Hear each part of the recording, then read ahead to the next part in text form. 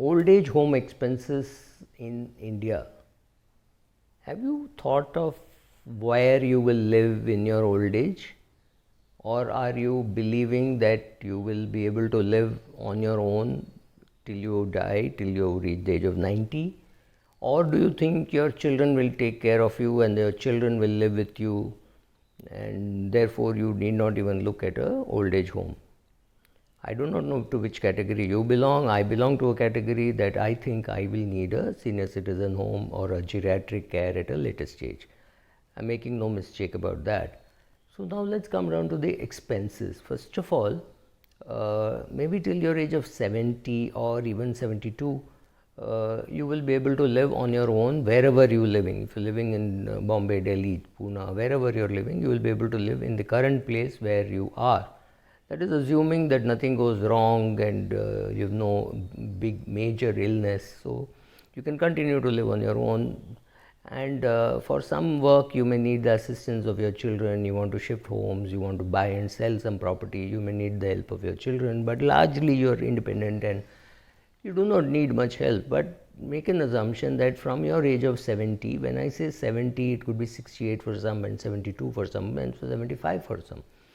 From 70 till the age of 80, 85, you could help with some assisted living and you could still be fairly independent. You may not need much help. You may be able to.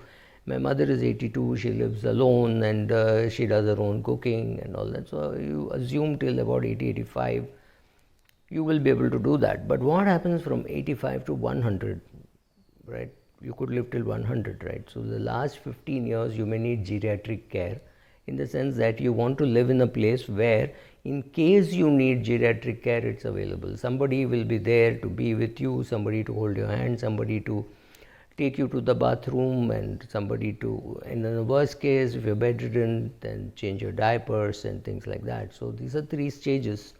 First stage, when you live on your own post retirement. Second, when you live in a senior citizen place where everybody's average age is 70, 72, where you're having fun.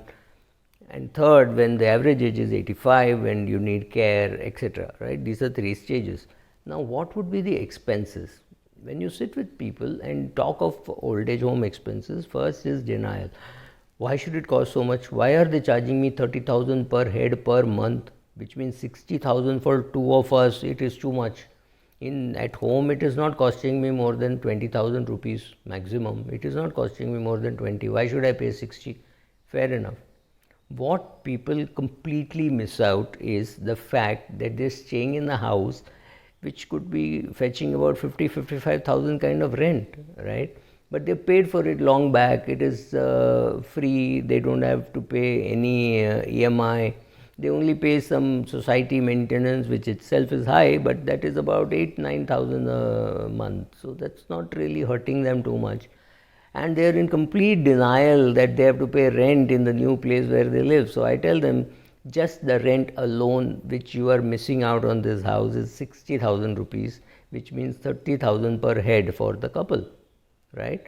So if you were to leave this house in Mumbai or wherever and or put it on rent and go and live in a senior citizen home, your expenses are taken care of because it's only 30,000 per head and you will have nothing else to spend. The invisible cost of staying in your own house is not recognized, so therefore not acknowledged. Therefore, living in a senior citizen home looks very expensive. Now look at it this way: if it is going to cost you 30,000 per month per person, you are talking of about 3.6 lakhs per annum.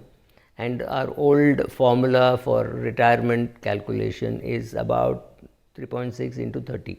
So about 1.8 crores. So 1.8 crores is what you will need to live, just to take care of your basics. This does not take care of anything else. This does not take care of any other travel, any other goals you have, any major illness. No, nothing is taken care of. You will need 1.8 crores per person here. So which means you will require 3.6 crores if you retire in 2020.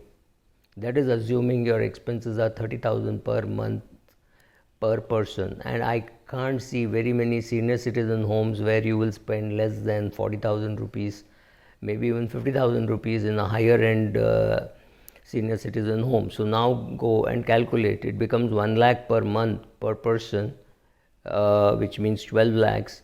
12 lakhs gives you about 3.5 crores. So you need 3.5 crores to retire, right? That's the kind of money that you will require, and that's not small. But the question is, don't be in denial. Take another way of calculating. Look at how much it will cost you per meal in a hotel in a day, and you assume that it will be 2.5 meals a day. It may not be 3 meals a day. So that means even assuming a very conservative figure of 200 rupees per meal, you're talking of 200 to 500 rupees per day.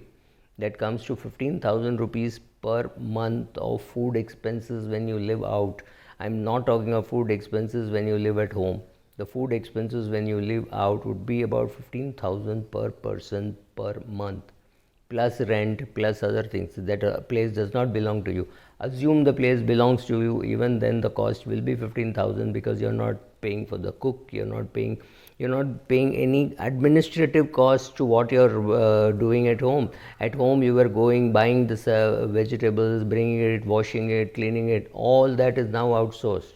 When you say eating is outsourced, all that is outsourced, so all that is building into your cost, and therefore it is costing you 200 rupees a meal or 250 rupees a meal, right? That's what it will cost you. I'm talking about upper end senior citizen home. So think about all this. Old age home expenses or old age expenses includes all this. Then think about how to go about putting up a corpus before you retire. Thank you.